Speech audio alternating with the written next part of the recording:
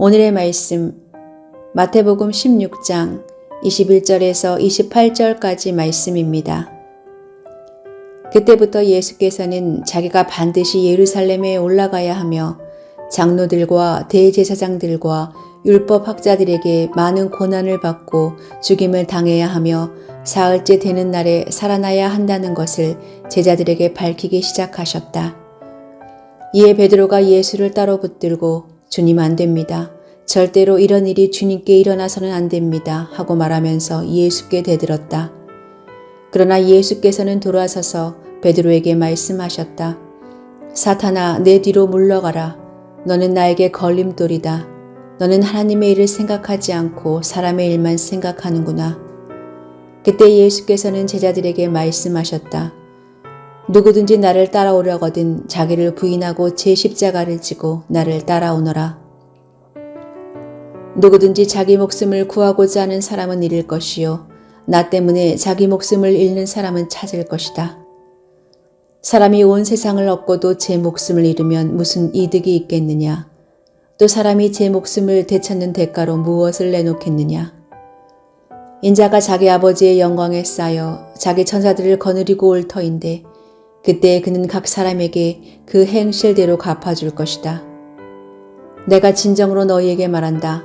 여기에 서 있는 사람들 가운데는 죽음을 맛보지 않고 살아서 인자가 자기 왕권을 차지하고 오는 것을 볼 사람들도 있다.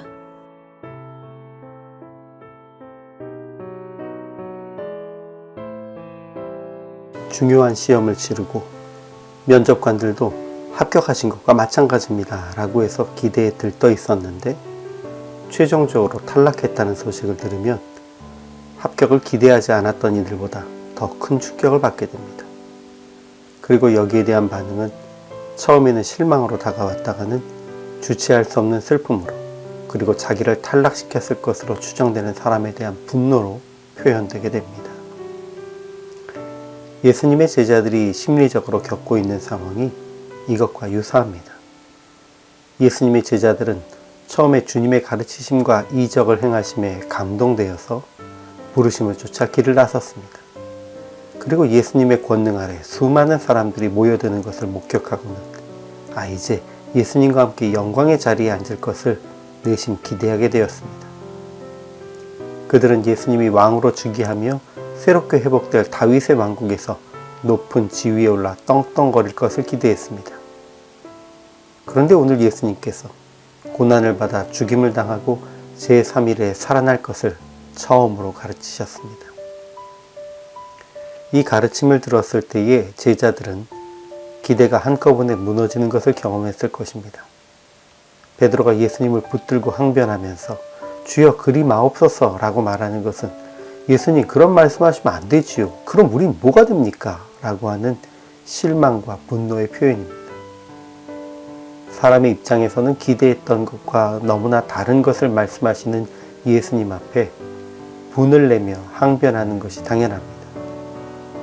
그러나 예수님은 단 한순간도 그들에게 이 땅에서의 영광의 자리를 약속하신 적이 없으셨습니다. 그렇기에 사탄아 내 뒤로 물러가라. 너는 나를 넘어지게 하는 자로다 라고 단호하게 말씀하십니다.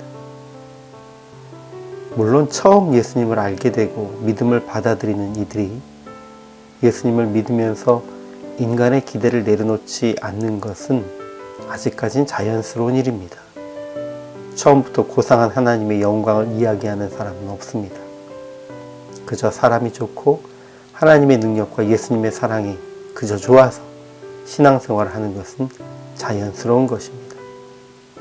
그런데 그렇게 신나서 신앙생활 깊숙이 들어왔더니 기대와는 너무 달라서 분을 내고 폭발하는 그 시간이 우리에게 필요합니다. 신앙생활 제대로 하려면 너무 힘든 거 아니야? 왜 꼭 모든 걸 포기해야 하지? 이렇게 회의감을 품고 화를 내며 하나님께 항변하는 시간이 필요합니다. 그리고 그 시간을 통해서 자기 인생의 목표를 포기하고 주의 뜻에 우리를 맞추는 과정을 거치면 그때 우리는 비로소 참 그리스도인의 삶을 살 수 있습니다.